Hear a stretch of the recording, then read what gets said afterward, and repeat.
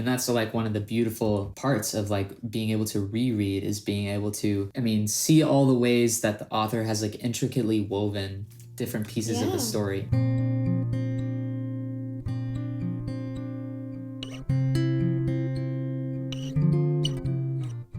Welcome back to the Rooted Minds podcast, where we come together as a family to talk about books and our emotions. And in today's episode, we are going to be talking all about the joy of rereading and why returning to books actually matters. So I just wanted to start our discussion and just like sharing some stories about books that have really impacted you when you come back to them for a second time. Because I know that the idea of reading a book for a second time, that's not very efficient, can seem not very productive in a lot of ways because, you should move on to the next book and that sort of idea. But we've found as a family that rereading is really, really valuable. So are there any books that have just meant a lot to you, especially on the second time or the third time around?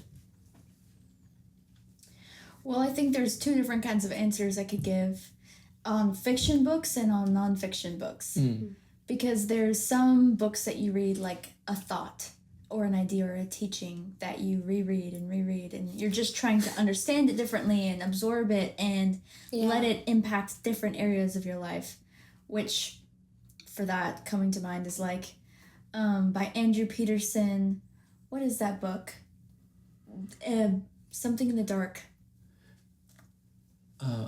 Because he has, the God of the Garden, but then also... Adorning the Dark. Adorning the Dark, yes. I've read that one a couple of times. And that one, rereading it, has always, kind of re-engaged in my lifestyle, different things. But, a story, I think of Anne of Green Gables. I've read that one so many times. I had it on Audible, though, so I listened to it. Yeah. And that was my nighttime ritual for several years of my childhood. Oh, I know. We shared a room. And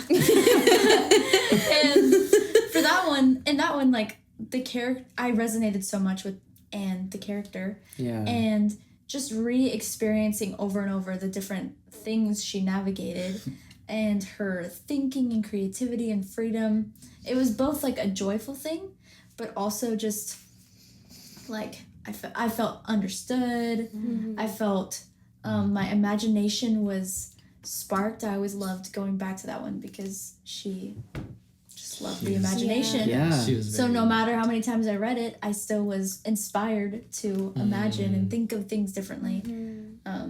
Those are just the first two that came to mind. That's so good. I love that. I think a book for me that I read a million times growing up was The Hobbit. After the first time we read that, I was hooked. I remember there was even a point when I could tell you the names of all the chapters in the book and where to find certain sections because it was the same sort of feeling just really inspiring, beautiful, relatable, all those different types of things. And I want to in a minute go into why we would want to reread. But well, as from a different perspective, I had to reread things because I was teaching each of you different things, different years. But I read A Tale of Two Cities, then I read A Tale of Two Cities, and then I read A Tale of Two Cities. And I don't know that was one that in the beginning I would have chosen because it's so long and it's hard and it's complicated. But there was a beauty that came with it in the second time. The first time it was just read it to get through it. The second time was oh, there was somebody that had made this shirt that said "Love like Sydney," and I was what does that mean? But you don't find that out until the last chapter, and then once that hit, and I got to read it a third time, knowing the beauty of that, I followed that theme all the way through the book, and it was and she helped me see the beauty of it. Oh, this thing just oh man, that book is one of my all-time favorites. There's this layer that came alive in a new way after rereading. After I had understanding, or after it was not so difficult to track with. Yeah. But that only could come from growing layers of understanding. Yeah. Yeah, it feels like the first reading is just getting a lay of the land, you're your first glimpse, and like you said, like the appetizer. just trying to understand what the story is, even what's even happening. But then I love that you said that you were able to track a theme from the beginning all the way to the end once you realized that it was there. Yeah, but you have to know it's there. Yeah, exactly. Right. Yeah, and that's like one of the beautiful parts of like being able to reread is being able to, I mean, see all the ways that the author has like intricately woven different pieces of the story. And like in college, I had some like, I got to have like some experience like writing a story, trying to write a novel. That was my senior project. And I realized really quickly, as me and Mom were like brainstorming it and coming up with the story, how difficult and beautiful, but like how much is woven into everything.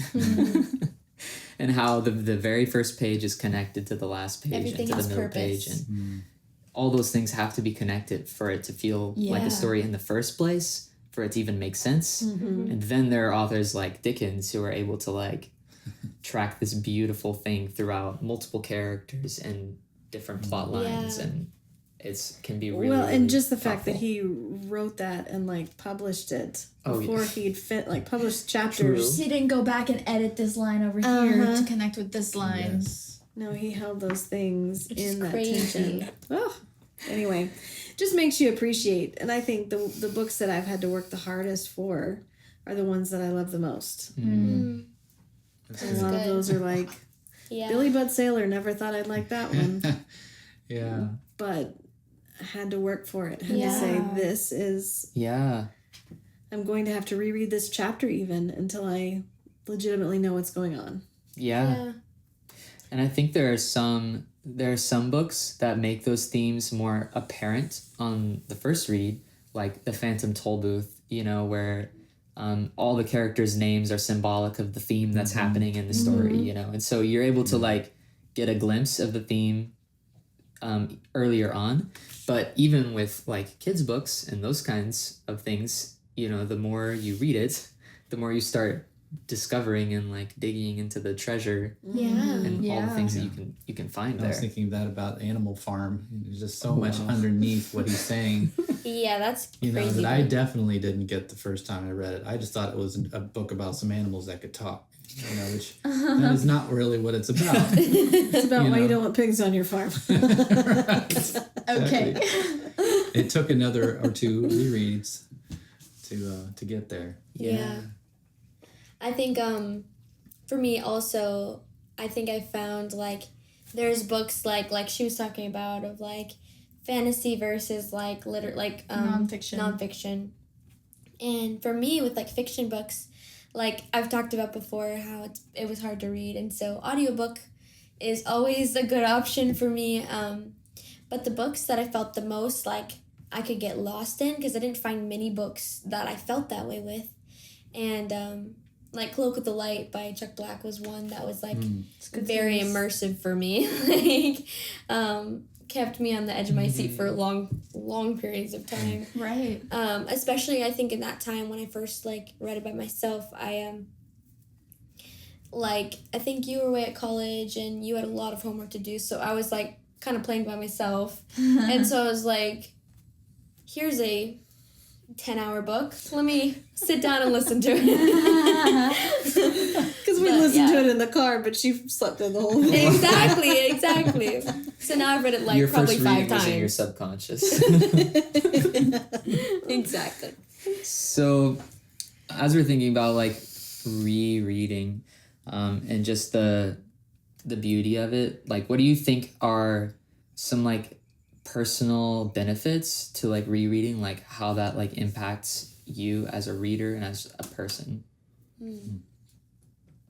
Well, the first thing I thought of was actually something that I learned from a guy named Andrew Kern, who was with the Circe group, and he said basically at one point that reading a book for the first time is like shaking a man's hand for the first time. And I just thought, man, that's a good, so helpful, good analogy, because when I meet a guy for the first time, I know I don't know everything there is to know about the guy. I know I just met him, and that there's so much more behind that face and that handshake. Yeah. And so I think personally, like rereading books helps me to sort of, I guess practice is the word, just cultivate this interest in people. Like, because I'm cultivating interest in a story, and behind every face there is a story. And being able to ask questions about a book helps you ask questions about a person. And that's good. Being invested in a book helps you be invested in a person. Yeah. So, yeah. And I think for me, like, diving into a book like that is like me telling myself, okay, I'm going to set aside consumption and, like, allow myself to come under a book and whatever it has to say, and not necessarily receive everything a book has to say, because we don't necessarily agree with all of the things all of the books have to say. But I think there's a beauty to, in this world of, like, that we live in, of just, like, consumption and, like, just using up resources. I think it's a beautiful thing to even kind of, like, I think, respect the author of, like, they took probably so much of so much time. Yeah. More than a day. Exactly. To write that novel. To write this. And so it's like, I can have the respect to take more than a day, or... Yes. I think one thing, I was just even listening to you talk, thinking about, The Lion, the Witch, and the Wardrobe. And how you recently reread it for yourself in a different way. Like, rereading at different stages in your life also brings about, like, different understanding. Yeah. And, like, the things and the ideas that you were able to draw out of that book, and the ways that we were able to see C.S. Lewis as an author, but also as a man living in World War II times. Yeah. With the things that he was living in and how we saw them come out into his work. All of that rereading it's so beautiful how it draws out so much more. Yes, so I saw so just many meeting more it things. again. Yeah. There's so much to uncover, and that kind of is partly what I was thinking about, and just, like, reading it at different stages of your life. Like, for me, reading some books, like, it helps me, at different stages in my life, I'm able to see Jesus better in the books that I'm reading, because I'm growing in maturity in him. And so that's kind of one thing that I was thinking about was, like, The Lord of the Rings. And, like, the first read of it, it's kind of like, wow, cool adventure story, this is amazing, I love all these characters type of thing. But then every time I go back and read that series, I see more of all the Jesus that Tolkien was putting into that story. Yeah. And I think wherever there's, like, truth, goodness, and beauty to be found, there's God to be found in a book. And so rereading helps us be able to uncover those layers and keep finding that. Yeah. So there's, like, this one part in The Lord of the Rings, in the third book, you have to get all the way there to find this part. But just the part where these warriors from the battlefield are sick, and they've come into the castle, and Aragorn is there, the guy that Tolkien is using as in part to represent Jesus. And the way that these people are healed from the battle is he comes to them and he puts his hand on their face and he speaks their name. Wow. He speaks it over and over until they wake up from their sickness. Whoa. And reading that again, you're like, hang on a second. Crying. Like, whoa, this is what Jesus does for us, Yeah. And maybe on the first read, I didn't catch that. Wow. That's so good. So, what are some, like, if you are wanting to go and reread a book, what are some mindsets or practical approaches to revisiting a book, and how can you make the most of that? I think one thing that I feel like I hear a lot of resonation happening is, like, books that were special to you when you were young. Yeah. And I think there's, like, physical memory in your body of that. And so there's, like, a childlikeness or a joy that is remembered. Yeah. In rereading something that was just special to you when you were little. It made you laugh. And there's, like, really good, like, for your own That's emotional, so healthy. physical health. Yeah, go back and find something that you just really enjoyed. Enjoy it again. Yeah. That's Even if profound. it's Matilda. Even if it's Matilda. Speaking love from your old experience, doll. huh? Charlie and the Chocolate Factory. Yeah, that's so good. good. I love Ronald Dahl. Yeah, I think what's kind of circling in my head is, as the more you read, or more I read, I guess, the more I see how different books can be. And I see what I understand its purpose to be. And because books are written for all different reasons, they're all different kinds of genres and all kinds of things.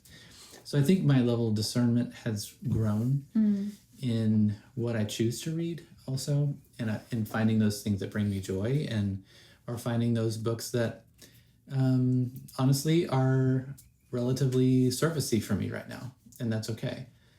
And maybe I want something a little more challenging of a read, or a different kind of thing. So knowing myself, knowing what kind of thing would be good and at that time.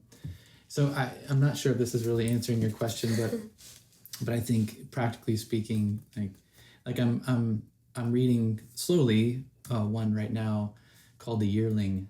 I haven't made it through it yet, but sometimes I feel like I can read it, and sometimes due to the nature of the story, I'm not ready to read it. If you know The Yearling, you know what I'm talking about. But certain books are that way. You sort of have to gauge, where you're at.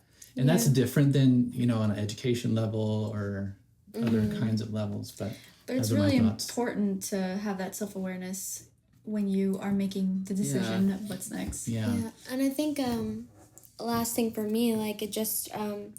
I feel like it's helpful for me when approaching a book I've already read to embrace the fact that I've already read it and be mindful that I do know the plot, but then be curious about what are things that I missed, be looking for things that I missed. Yeah. And I think that brings a level of joy and a level of attentiveness to the story. If I'm just I'm not just I know what's going to happen, but actually seeking out, okay, what's new? Yeah. Good. And something for me that I find when I'm rereading that is just all over a book that I'm rereading are just the ways that the author expresses certain things, the way he expresses concepts, or the ways that characters express feelings. Those are different types of things that, you don't have the whole book memorized, of course, even if you know the plot, right? And so a practical approach to rereading could just look like being willing to underline in your book and underline something that stands out to you as beautiful or profound or struck you. It doesn't matter, whatever it is. Or writing it down in some kind of journal, something that you want to remember or share with someone, right? We used to talk about those commonplace books, quotes and things, It's good. So this has been a good discussion of rereading, the joy of rereading. So if you have a book that you have just loved reading and rereading over again, share that with us in the comments. We'd love to hear from you. But thank you for listening to this episode. I'll see you next time. Thanks again for joining us on the Rooted Minds podcast, discussing how we can really engage with the books we read. We would love to hear your thoughts, so please comment them below. Until next time, may you find joy, grace, and peace in the pages you turn.